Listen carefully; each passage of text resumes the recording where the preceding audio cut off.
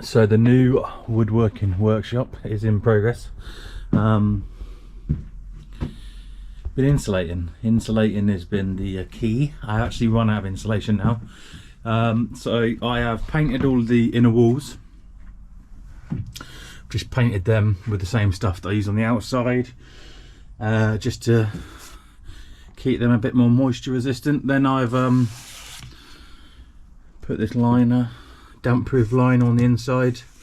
I know this is supposed to breathe, but I don't want moisture getting on the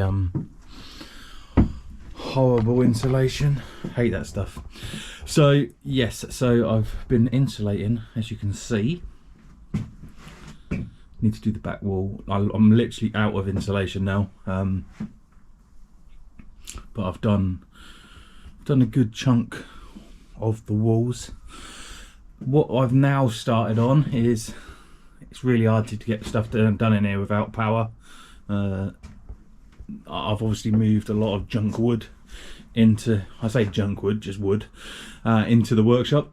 I've moved a lot of that in here just to free up space elsewhere, and that I did plan on getting this done before, just putting wood in there to sort of make it easier to move around, but I'm impatient, I will not lie. So started now. We've got the light switch, fitted that yesterday. I've got the consumer unit is up on the wall there. That's up there now. So gone with the newest regulations and gone with a metal consumer unit. As you can see, I've got my tube. I don't know if you can see that. I've got the tube down there which I had put through the concrete base. So I've got that down there ready to, I need to run the armoured cable, then I can bring that up. What I did with the last workshop was I actually, for I don't know, a good few months I'd say, I ran the workshop off of an extension lead from the property. Obviously not putting too much load on it, but just for lighting and maybe charging the drill, etc. So getting the lights up is the next stage. If I could just have light in here, that would make life a lot easier. It'd certainly make life easier just for using cordless tools in here. So I have got lights. These are 5-foot twin LED ones, although you do get what you pay for, and to save costs and there isn't much money, I decided I would go with these ones I found on Amazon, which seemed a bargain, but now I see why. I thought that was just where they weren't done up, but it's actually where they are snapped through the ends, and this plastic is thin as anything. I mean, it's super thin. It's yeah, so they're either going back. They're either going back and being replaced. They're going to be replaced with the same ones, obviously, just through returning to the supplier. Or option B is, as you can see here, this is one that broke. Option B is I mix up shit tons of 2-part epoxy, and I just cake it in 2-part epoxy and let that set. And then that would fix that, but they're not very, these are the tubes,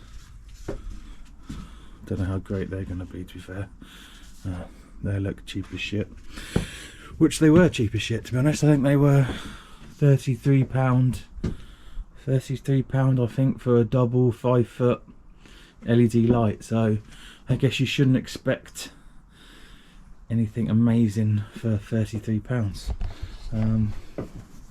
Yeah, so that's it. This is what I've been up to. This is what I'm cracking on with at the minute, trying to get this up and functional so I can get back into some woodwork and make some woodworking videos. I need to get, eventually I need to get the roof insulated as well, and then I'll board over the roof. I'll just board this up, and I'm going to board over all the walls. I've got loads of sockets. I've got loads of double metal gang sockets to fit, so I think I'm going to have something like can't remember how many I bought now. I think it was going to be something like 3 or 4 down each side, and then 2 I think it was at the back, something like that. They'll get fitted soon, and yeah, it's coming along, but I've just got to fit it in. I'm just, you know, an hour here, hour there, in amongst doing the doing all the Smelly Cat Creations work, getting orders out. So, but it is coming along, and I'm looking forward to having the ability to do some woodworking again. The lathe, my wood lathe, is currently stuck in the garage, and along with some other benches which is going to come out and go in here. I haven't decided on the final layout yet. I've got to get the bandsaw in here. That's going to be a nightmare because that weighs a ton, but I'll probably leave that until it's a bit more sorted out in here, because once the bandsaw's in here, that's quite a big hefty thing to be in the way. So yeah, this is the wood shop. This is I'll leave a link to JLG Carpentry, who built it. He does an amazing job, Justin. So I'll show you here. This time round I went with UPVC doors, so you can see there. Looks smart. Got gutter in. Just all the only bits I haven't painted so far are these very top bits, but the rest of it is all painted. And I went with a dark colour on the corners, and that to match the doors. Anthracite grey they were, so I painted all this, and look, it's pretty much the same colour. So there it is. This is going to be the wood shop. So what was it? It's 10 foot by 15 foot in size, 10 foot wide, 15 foot long. Very nice. So I'll keep you posted, show you the layout as I start laying it out, and thanks for checking in.